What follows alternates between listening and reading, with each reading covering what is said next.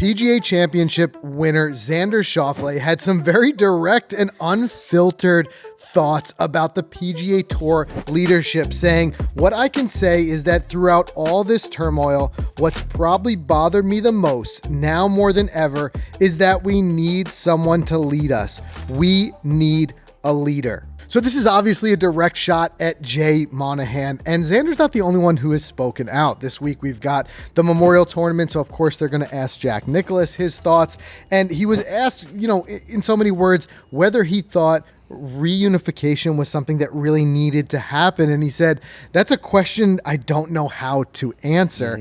And it seemed like some of the stuff that Jack said, we're going to get into more of his quotes in a minute, but it almost seemed like he was distancing himself or pulling away from the PGA Tour, which I don't think is a great sign, but it really makes us wonder, A, is reunification going to happen? Is it going to require some changes in leadership?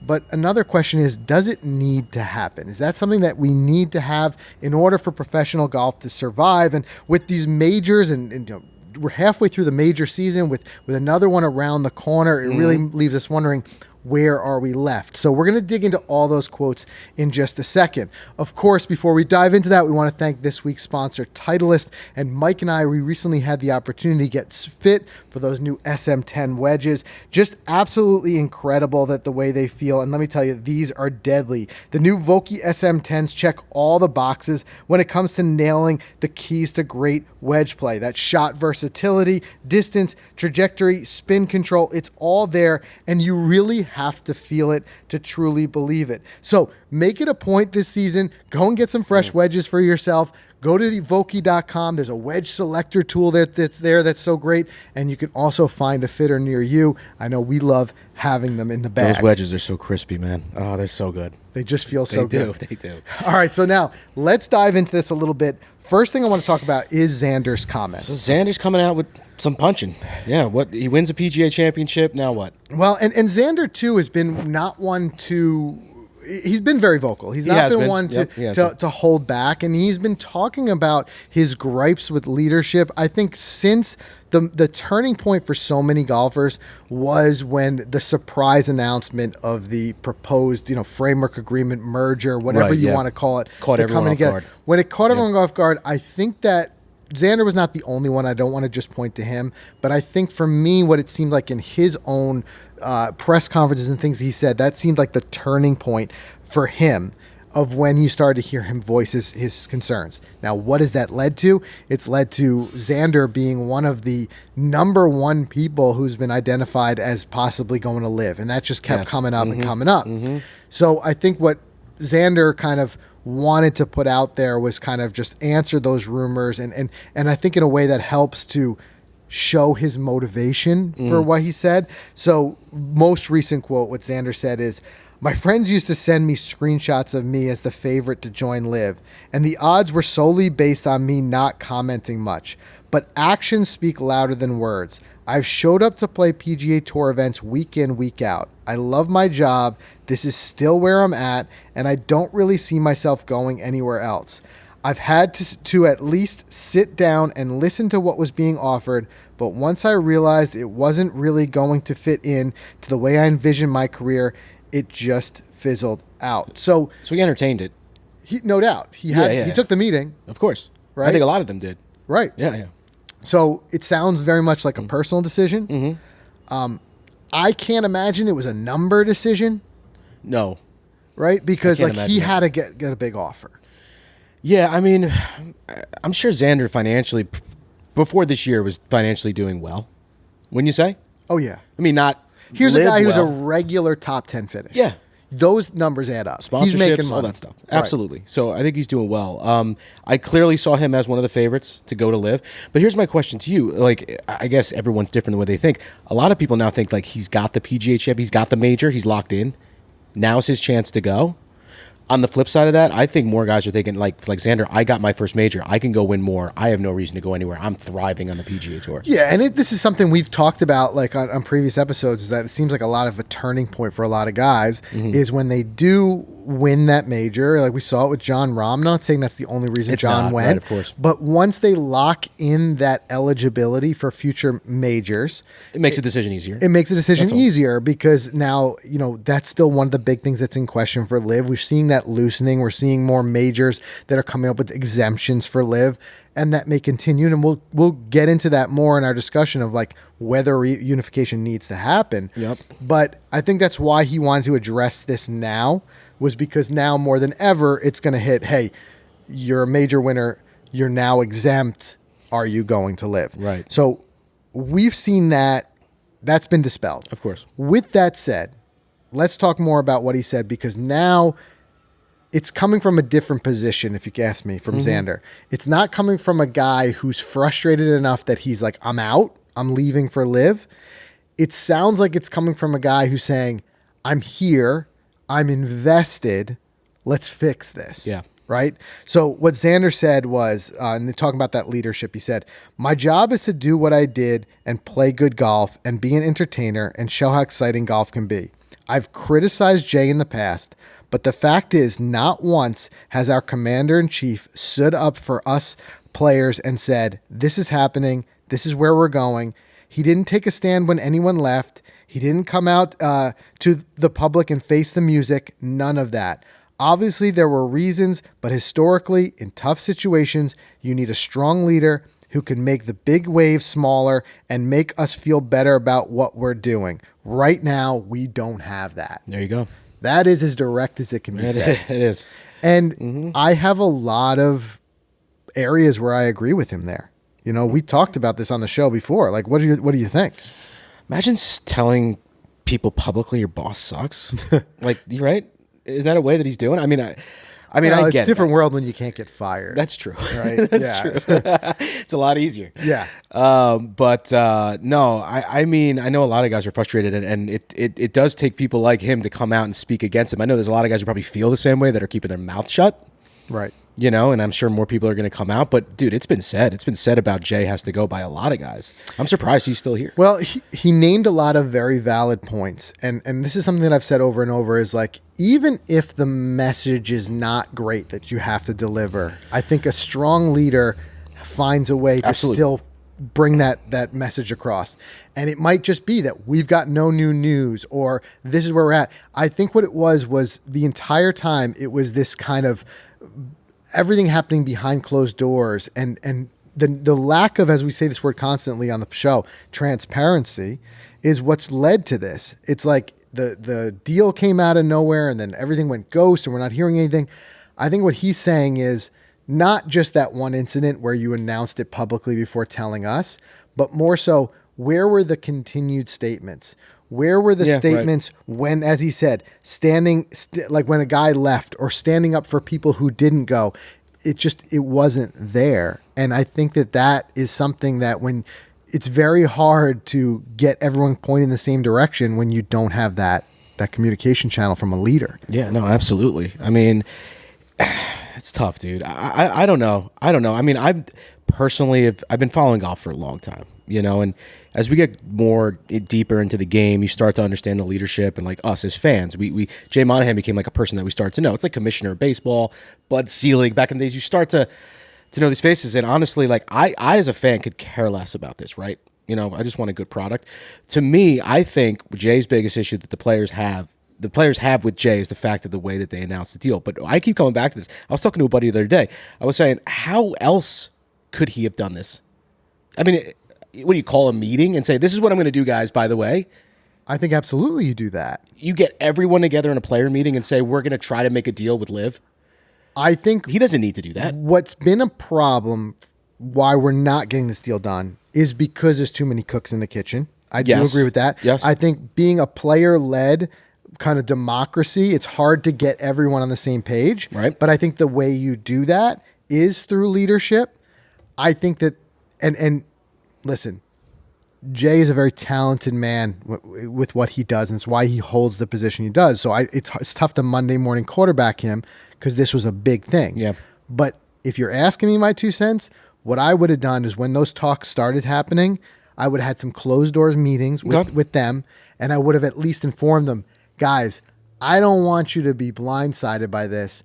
We are having some initial talks with the PIF and Live to see if there's a means for us to come together. It's a nice way I to can't phrase tell it. you guys whether it's going to happen or not, but that's what we're doing, right? Yeah, that sounds Stay perfect. tuned for more. Right.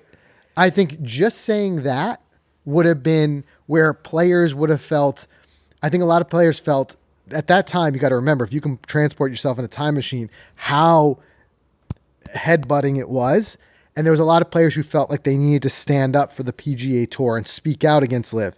I think at least those guys would have felt a little bit less like they were Rory McIlroy, sacrificial lamb. Yeah. If they'd be like, wait, there's something that might happen. I'm going to tone down my rhetoric until I find out what. Yeah, right. I think that would have been all that really needed to be Okay. said in that I could buy instance. that. Yeah. Now, that being said, again, none of this was easy for Jay, and this is where I want to talk about whether he should step down or not, right? Or is he the right leader for the PGA Tour going forward? This is also where I want you guys to jump in the comments. Let us know, what do you think? Is this the time, or are we jumping the gun? Should we give him a little bit more time and see how this plays out? What I will say is it's evident this has not been easy for anyone, including Jay. Sure, yeah. Immediately following the initial announcement, he took some time away from the game, citing anxiety, mental health issues, and I commend him for that. Yeah. I commend him for speaking up for mental health. There's a lot, the sad realities. We've seen some of the pitfalls of mental health, recently, losing a player on tour and all that type of stuff. I'd much rather someone say it, step away, Right. than let it eat at them and cause a bigger damage. Sure. I'm using it more as a vehicle to show that clearly this was not easy for Jay. It was a lot of pressure. So there's a lot of pressure that he holds in this situation. And I think we all need to take everything we say with a grain of salt when we Monday morning quarterback it. No doubt. And I will applaud him for coming back after that hiatus and getting back up into the face of the media and continuing to go through this. I mean, that's tough. Right. That's tough to keep doing. Every night you go to sleep, you're thinking about what's next with this tour that you run. Yes. Right? So there's no doubt that he's going through a lot. But I could definitely sense all this frustration. I kind of agree with Xander in a way because I have to, as a fan, we keep hearing about a deal and it's just not happening. Right. And we're scratching our heads saying, I would love to see Brooks and those guys at the Memorial this week. Right. You know what I mean? Like, I feel that's what's missing from this week. It's still a great And tournament. that's what I want to talk but about in a it's missing. second, because that's exactly what Jack was asked. Okay. Basically, this is your tournament. Do you feel like it's a lesser product because of this? So we're going to get into that. But I think more so on this thing of Jay or no Jay, I think part of what makes us all speculate that it's time for new leadership is this lack of communication. I think we saw it from Xander. Yeah. But you just think about the evidence stacking up against it if you're making the case for poor leadership. And I think another big, smoking gun to that was Jimmy Dunn's resignation. Oh, yeah. Right? No doubt. Especially him, basically citing no meaningful progress in the PGA Tour deal. If you add that up with now this whole idea that we've now missed countless deadlines. Some of those deadlines were like for the framework agreement were said to be firm, all that. Loose deadlines, ideas of deadlines of saying like buy the first major, buy the second major. What is it next? Buy the FedEx Cup. Who knows? I think the constant missing of those, and I think the indication being the PGA Tour being player-led and really needing to get those players on board with whatever the decision is. When you have a group that's led by one person or leadership, if you want to talk about some of the other executives, and that group can't come to a concisive decision, I got to look immediately to the leadership and say, you need to lead them. You need to, and again, maybe the option is they never do reunify. Maybe reunification is off the Maybe table. not, right? But from a leadership standpoint, I feel like it's pick a path and then champion that path and then, campaign for that path, campaign to your membership and say, this is what we're doing. I need to get you guys all on the same page. We're all going to move in the same direction and get this going. But when you have that and you start, you don't have that and you start to see all these other indications, it just worries me. And sometimes, I'll be honest with you, you even see this like in football. A team's losing. It might not even really boil down that the smoking gun is the coach. Yeah, right. But sometimes just a change of face makes some things happen. Yeah, right, and it totally. makes me wonder if Jay say, hey, I've done all my best with this. I'm going to step aside and let someone else take a crack at it. And just sometimes just that mix up causes people to just get over whatever hurdle is there. Yeah. No, I totally agree. But it looks like it's not in Jay's cards to just give up and step down. It doesn't At least not sound yet. like it. I know. Doesn't sound like it. So I want to talk about what Jack said in just a second. Let's do a quick pause there to a word from our sponsors, and then we got to get into some of Jack's quotes and really what that means for the PGA Tour going forward. All right, guys, who doesn't love a fresh pair of golf shoes, especially from FootJoy? And FootJoy, they have so many great shoes in their lineup, but this year one of the new ones is the Pro SLX. They're here. They're engineered with power. I love how their shoes are just designed. They're designed to improve your golf game, believe it or not. Yeah. They're not just things you put on your feet to walk in. Because this shoe in particular, the Pro SLX, it has the Power Track system. So it's transforming golf footwear with this innovative 3D X-wing on the bottom, and that's to help redistribute energy during your swing for that enhanced stability. I mean, you got to have that stability in a golf swing. Right. It's very crucial. So it's important to have the right shoes on your feet. And I'm loving this shoe. I mean, they're not a lot of money, Frank. I think it's like $200 a pair, and a good quality pair from FootJoy like this shoe will last you a long time. I think of them as an investment. Shoes for me last at least 3 years. Yeah. And especially the solid construction of them, and like I said, I really do like everything you hit on. I think of it as another piece of equipment to lean on, right? And you play better, you feel better, your feet feel a lot better, yeah. and it's just the way to go. Yeah, and I don't know how they do it, where they just figure out how to like nail it on comfort. I don't know what they do, man. It's nuts. Their job. It's their job. They're smart. Go check out everything FootJoy has in their shoe lineup. Go to footjoy.com. All right, so we got to talk about Jack's comments, and Jack is another guy who, like I said, he's going to always be in front of the camera. He's always going to be in front of the mic anytime. He's a legend. He's a legend of the game, and anytime you can get his opinion, they're going to get it. And I think we've talked so much about leadership here. Jack is in a lot of ways a silent leader. Yeah, without although question. he doesn't have a formal title with the PGA Tour board or whatever it may be. Monahan's ear.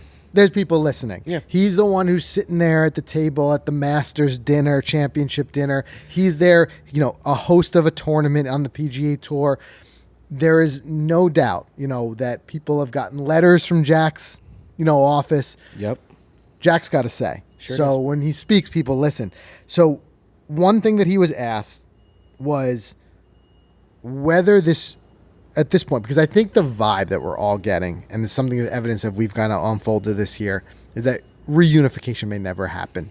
As we miss deadline after deadline, and the leadership issue and all the stuff we just talked about. But life is still going on. Life is going on. It's happening right now. Right. So is there a tipping point where we just say, drop it, let them operate separately? Right.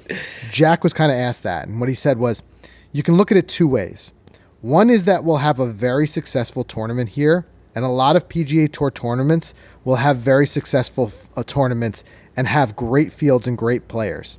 I think the live tournaments have had some great good players, and they compete at the major championships. So he's acknowledging that live has got some strong fields. Yeah. I think I got to read between the lines that Jack is being a little bit of a politician there, and it's saying like maybe smoothing out the edges of what he's saying. What you got to look at is the lens of not just Jack being a legend of the game, but Jack being a tournament host, right? And this is a question I'm sure that a lot of tournament hosts are wrestling with, whether that's tournament sponsors or whatever, is your product as a tournament being hurt? Because as you said before, Brooks Koepka, Bryson DeChambeau, these guys are not playing in the Memorial. Back-to-back weeks, because all those guys would be in Ohio, and then they'd be in Pinehurst the next week. Right. Yeah. So I think what Jack is trying to say is it's good and it's bad. The good news is there's still so much talent that I still put together a great field here for my tournament. No doubt about that. Right? Yeah. The other side of that is maybe these guys should come together more than 4 times a year. Yes. Right? Right. So in a way, there has to be some crossover or some reunification. And I almost wonder if it'll become the tournament hosts that champion that. Like It if should be up to Genesis to have. right, Yeah. What right? if the suspension was removed? Okay. Right, and now guys could choose where to play. Now they might have conflicting schedules. I'm committed to my team at Live. I can't make it there, or whatever it may be with the PGA Tour. But it might be where you start to see at least, it might not be like A or B, black or white. I play all at Live or I play all at the PGA Tour. But maybe it's like, hey, it's an off week at Live. Jack is a good friend of mine. I want to play in his tournament. I'm committing to the Memorial. Yeah. Or Genesis is a sponsor of mine. I'm committing to their tournament. Less commitment to the league and more commitment to the event. Yeah, I like that. I wonder if it's a way to go. Now this week, I think there's a Live event and there's Jack's event, so it wouldn't have worked this year. But if they planned it like that and they went into the year knowing that it was going to happen, then like Norman, they all work together on this. Then I think that could work. Is a reunification not a financial one? Is it that we're not going to share ownership, leadership, or finances between the PIF, Live and the PGA Tour, but we're going to have a respectful relationship in that maybe we create our calendars and our schedules together a little bit better. Yeah. You know what I mean? Where there's less overlap, there's more ability to cross over. I don't know. Because now, too, as the Live product gets stronger and stronger, the leverage that the PGA Tour once had is diminishing. No doubt so about that. Live might be like, I'm not giving up my tournament this week just so you can have a premier tournament. Yeah. You know? I mean, you know what the hardest part about this whole thing is? It's all that boatload of money that was given out up front. Because there's a lot of guys that's probably still won't be able to get over that. Yeah. You think about that. Like, they're still going to be thinking about that. Like, even if they worked out a deal, imagine if it was some funky deal where, like, some guys came back to the tour, maybe some guys filled in and went over to Live. But if I was a guy who's like, all right, I'm not in the Memorial this week, I'm going to go play in the Live Houston event. Right. Okay, but you know what? Those guys got $500 million. I didn't get anything. I'm not going over. So there's saltiness on both sides. Yes, of right? course. So there's going to be the guys who said they took all that money and I stayed here loyal and I didn't get something. Now they are getting something. We talked about that recently. They are, Everybody's getting not nearly the same amount. But then it's salty on the other side too. You heard Dustin Johnson recently say, "Hey, of course those guys should not be compensated for not going. We should get all the compensation because we took all the risk."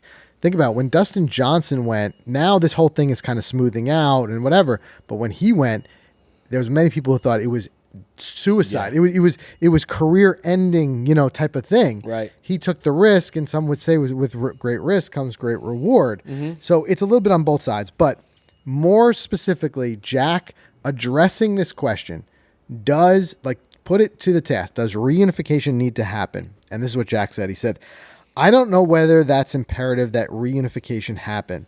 I think it would be better if they all played together more often. I do think that. But that's above my pay grade. I think to really answer that 100% because I don't know all the ramifications of it. Mm. And it's hard to imagine anything being above Jack Nicklaus' pay grade. Right. Right, exactly. But this is where I think the evidence of Jack kind of distancing himself from it. Yeah. And I think you see Jack operating more in a space of a tournament host and his own personal legacy and less in the day-to-day operations and nuances of the tour.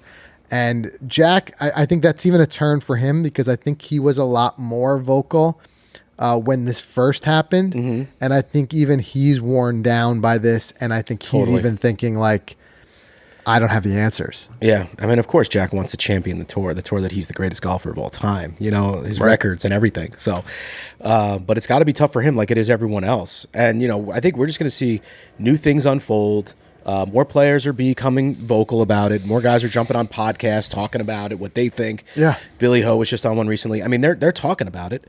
So, I mean, I don't know if they know anything new, but I'm just curious to see how this is going to play out and how Jay is going to play it out. Did he learn a lesson? Right. Is he going to let the players know before something this time? It's a great point. Because even if he did make mistakes in the past, you can always right the ship. Sure.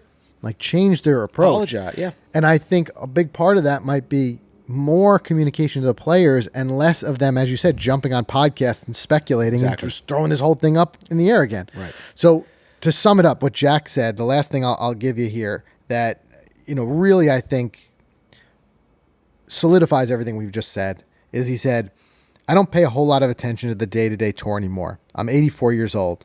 So I'm a few years removed, and I don't think I'm in the middle of that. I'm trying to be in the middle of the Memorial Tournament and be involved in that.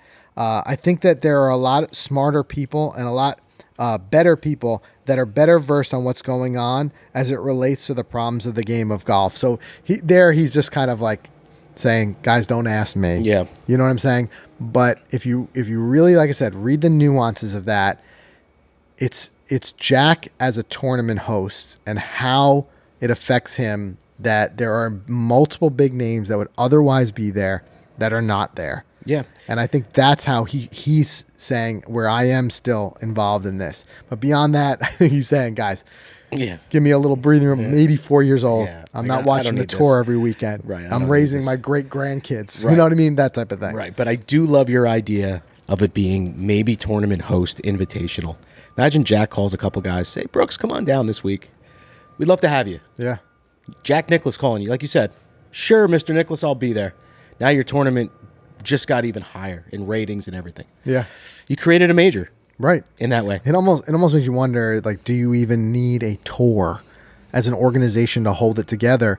Or, as we see with individual events like the majors, that they become their own animal and they pass out invites. Now, there's a lot that the tour does to keep this smooth and running. Sure. Broadcast deals.